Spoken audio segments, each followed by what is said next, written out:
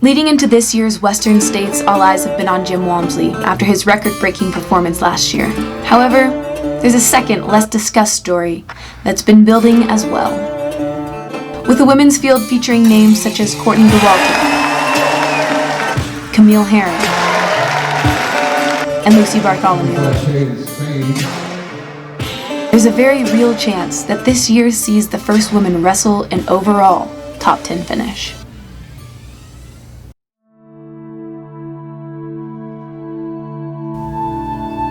You may never get to talk to your NFL, World Cup, or Olympic idol, let alone compete side by side them, but ultra running is different. As far as like you killing it out there, do you think what you're doing in the outdoor world and ultra marathoning is changing the way women act in like the ultra marathon world and the outdoors? I don't know, like I don't have any data, but yeah, I can hope for sure that just more women are going after it and not worrying about, you know, what they're supposed to do and more just what they can do.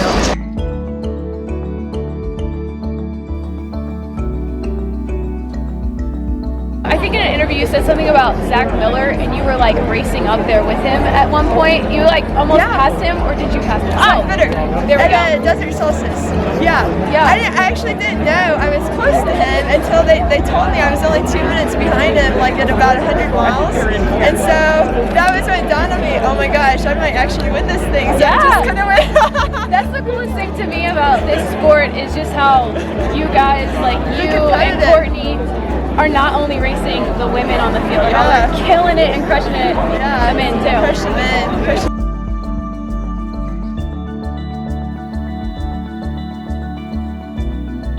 You said you were the first person, pretty much, the leader on the escarpment, right?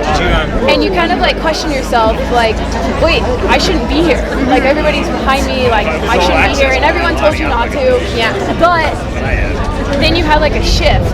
Of mindset of like, wait, I deserve to be here. Right. Do you feel that same way about racing against guys too? Like Totally. If you're beating them, like But it was actually a guy that said to me last year, we were running along, and he said, after the escarpment, he was like, you know, you're on course record pace, you know, I don't want to tell you what to do, this is your first 100 miles, but you should slow down. And I kind of was like, sorry? Like, you know, you're doing this pace too, why can't I do it as well? Right. And it was just kind of like, yeah, I think he then was like, oh, I better shut up. Because I was like, you know what, I'm just going to go past you and make a point. But yeah, you know, it's just kind of, you know, there's a moment where you're like, you know, I'd been told to pace myself well, and, you know, I ended up in that situation, but then I was just like, you know, this is the coolest thing. I wouldn't change this for anything.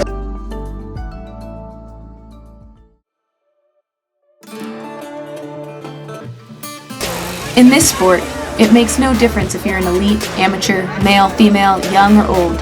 The only thing that matters is what you leave out on the course.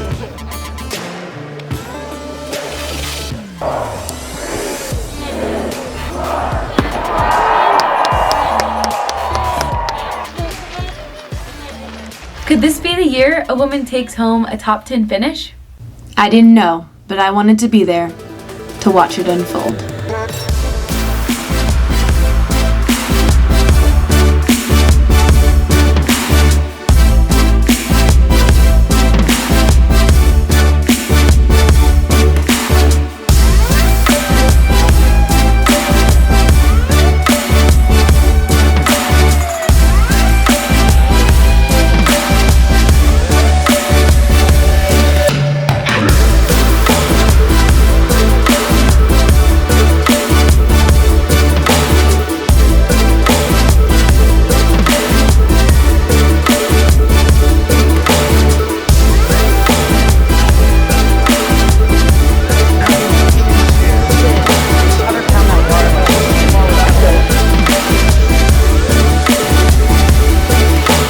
Camille, they prepared for you. They even have potato chips for you.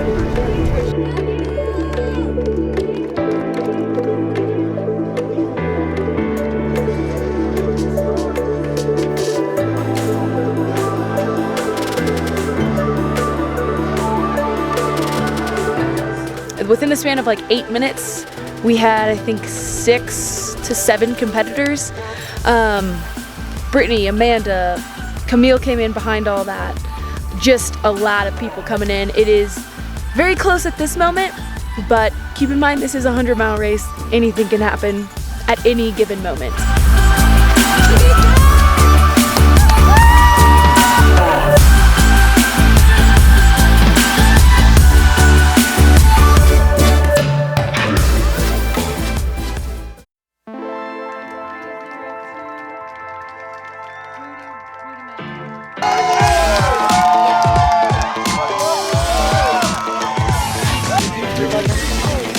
Hi, baby. I got eye crap. You want eye crap?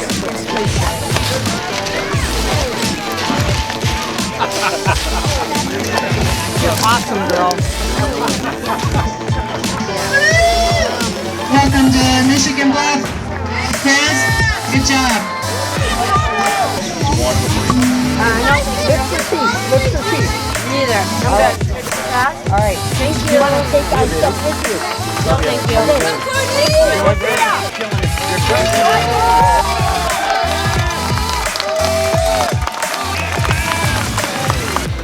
Slow down.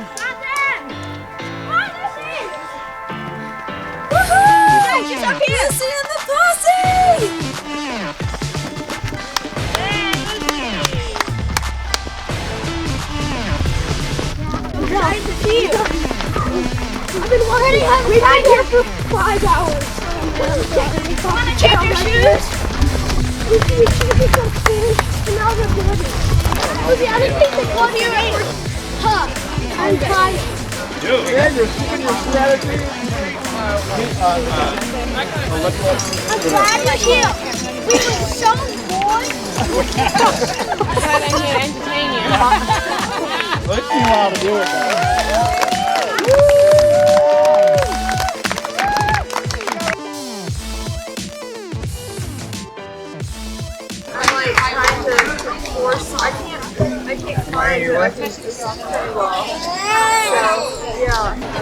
We are here waiting for Camille Herron to come out of the medical tent.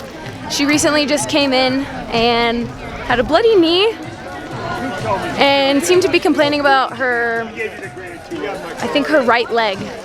So that makes 2 injuries. Amanda already had an injury, it looked like, when she came in, and Camille also. She's still in there getting massaged right now.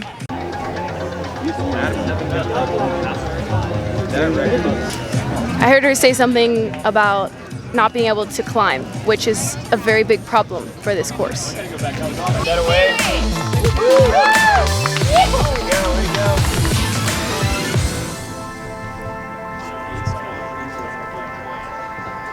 Oh my God, Courtney broke. Something happened to her leg. Mile 79.8. It was shocking to hear that Courtney had dropped out of the race. She had looked so strong all day, working her way up to 8th place overall, while running course record pace.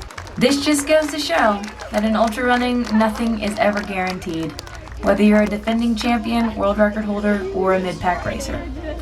With Courtney out of the race, that removed any chance of a top 10 female finish at this year's Western States. However, it was still a historic year for women at Western States. Claire Gallagher ran the 2nd fastest time in history, and it was the first time that the top 3 women ran sub 18 hours. I believe life-changing events don't happen watching TV. It's one thing to follow Lucy, Courtney, and Camille on Instagram and watch every Western States YouTube video, listen to every interview and podcast, but it's another thing entirely to go and actually meet them in person.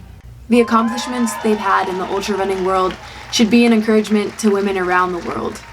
These ladies are not just breaking records and boundaries out on the course. What exactly do you hope to give back to like the ultramarathoning community, including and especially like our generation who's so young? Yeah, I think like, you know, for me it's about, you know, when I was 15 and ran my first 100K, I was told like, you're a girl, you can't do that, you're too young. And I really, you know, the difference between like a 16-year-old or a 15-year-old wanting to run a race and being prepared compared to like a 40-year-old man or woman who smokes and drinks and they want to go out. Like the risk is the same, and I think that I really want to show that you can do it. You can do it sustainably. You can do it with a smile, and you know, it can be a fun thing to do. So yeah, I mean, it's not normal to go out for 100 miles per day, but yeah, I want to make that a little more